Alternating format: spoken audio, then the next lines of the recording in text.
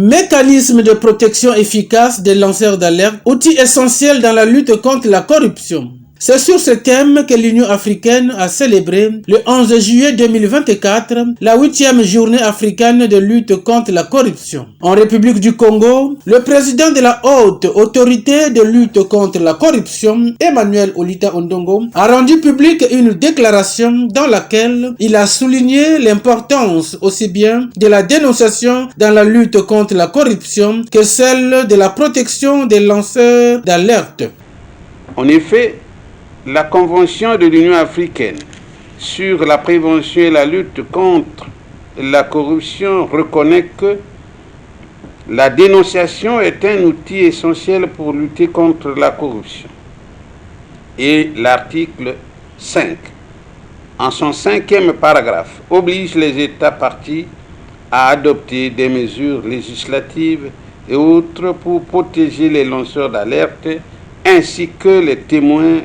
dans les cas de corruption et d'infractions assimilées, y compris la protection de leur identité. Le 6e paragraphe du même article oblige les États partis à adopter ainsi des mesures qui garantissent aux citoyens de pouvoir signaler les cas de corruption sans crainte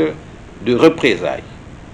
La journée africaine de lutte contre la corruption 2024 se propose donc de servir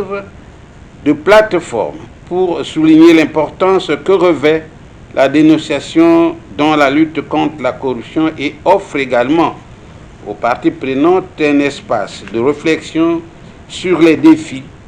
les bonnes pratiques et les recommandations visant à renforcer la dénonciation dans les États membres de l'Union africaine. La haute autorité de lutte contre la corruption adhérant à cette thématique sus-évoquée en profitera pour faire le point de la mise en œuvre de la pratique de dénonciation depuis sa création et surtout depuis le lancement 2022 de son principal instrument de dénonciation qu'est le numéro vert,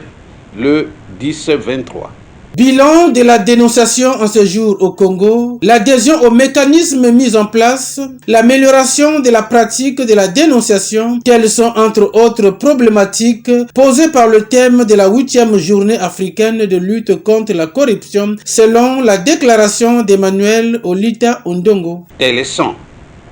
les problématiques qui nous intéressent dans la célébration de la journée africaine de lutte contre la corruption de 2024 qui vise l'objectif général d'inciter l'ensemble de la population générale et celle confrontée aux faits de corruption en particulier à adhérer à la mission de prévention et de lutte contre la corruption mise en œuvre par la haute autorité de lutte contre la corruption. Outre la conférence débat sur la convention, la célébration de la journée africaine de lutte contre la corruption et la pratique de la dénonciation comme outil de lutte contre la corruption, le programme mis en place prévoit une opération coup de poing pour montrer au public comment dénoncer les faits de corruption de façon sécurisée, ce qui permettra à coup sûr à l'ensemble du peuple en s'y adhérant de participer au progrès de l'éradication de ce fléau dans notre pays. L'un des défis qui empêche les populations de signaler les cas de corruption serait l'inadéquation du système de dénonciation, a martelé le président de la ALC. L'année 2023 a marqué les 20 ans de l'adoption de cette convention de l'Union africaine sur la prévention et la lutte contre la corruption, et une évaluation de son parcours a mis en relief les progrès, les avancées, les réalisations accomplies jusqu'à présent dans sa mise en œuvre. Cette évaluation a également mis en évidence les principaux défis à relever et proposer des domaines d'intervention pour la prochaine décennie afin de mettre en œuvre la Convention de manière efficace.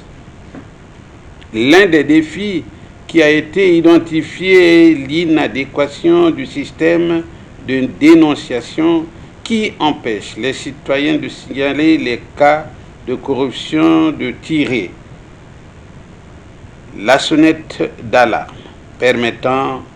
de freiner la corruption. La République du Congo fait partie des 48 pays membres de l'Union africaine, signataires de la Convention sur la prévention et la lutte contre la corruption, adoptée en 2003 par l'UA. Celle-ci a mis en place des mesures de lutte contre la corruption, parmi lesquelles la criminalisation de la corruption, la création des institutions anticorruption, ce qui a donné naissance à la HALC en 2019-2020 en République du Congo.